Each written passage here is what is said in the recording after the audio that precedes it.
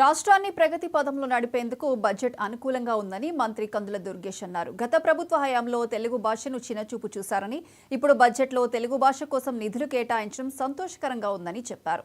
మన రాష్ట్రానికి పెద్ద పెద్ద పర్యాటక ప్రాజెక్టులు ఇచ్చేందుకు కేంద్రం సిద్ధంగా ఉందని, పర్యాటక రంగ అభివృద్ధితో యువతకు ఉద్యోగ అవకాశాలు ఎక్కువగా ఉంటాయని తెలిపారు.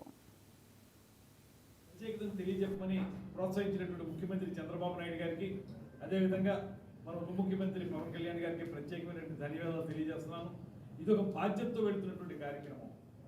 ఇప్పటి వరకు సరైనటువంటి ప్రమోషన్ లేక, సరైనటువంటి గుర్తింపు లేక, కేరళ మించిన అందాలు మనకు ఉన్నప్పటికీ కూడా గుజరాత్, రాజస్థాన్, మహారాష్ట్ర వాటితో పోల్చుకుంటే అద్భుతమైనటువంటి ప్రకృతి రమణీయత ఉన్నటువంటి ఈ ప్రాంతాన్ని సరైనటువంటి ప్రోత్సాహం లేక ఆగిపోయినటువంటి పరిస్థితి నుంచి ముందుకు తీసుకువెళ్ళడానికి, తద్వారా ఇక్కడ మన ఆంధ్రప్రదేశ్ రాష్ట్రాన్ని ప్రపంచ పర్యాటక చిత్రపటంలోనే ఒక ప్రధానమైన స్థానంగా నిలబెట్టడానికి నేను ఈ కార్యక్రమాన్ని ఉపయోగించదలుచుకున్నాను.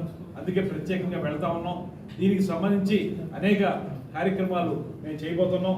అందులో ప్రధానంగా జర్మనీలోని బెర్లిన్ ఎక్స్పో సెంటర్ ఇది దీనికి బేసిక్గా వేదికగా ఉంది. తర్వాత ట్రావెల్, టూరిజం ఈ రెండు కూడా చాలా ముఖ్యమైనటువంటి అంశాలు. టూరిజం డెవలప్మెంట్కి ట్రావెల్ కూడా ఉపయోగపడాలి. దానికి సంబంధించి ట్రావెల్ ఏ రకంగా ఉండాలి, ఇప్పుడు విదేశాల నుంచి ఇక్కడికి వచ్చేటువంటి పర్యాటకులకి మనం కనెక్టివిటీ ఏ రకంగా పెంచాలి. ఇవాళ మనకి ఇంటర్నేషనల్ డెస్టినేషన్గా ఉన్నటువంటి ఈ ప్రాంతాలని కనెక్టివిటీ లేకపోతే రాలేరు వాళ్ళు. ఇవాళ మనకు ఉన్నటువంటి అద్భుతమైన కనెక్టివిటీ రాజమండ్రి, విజయవాడ, విశాఖపట్నం,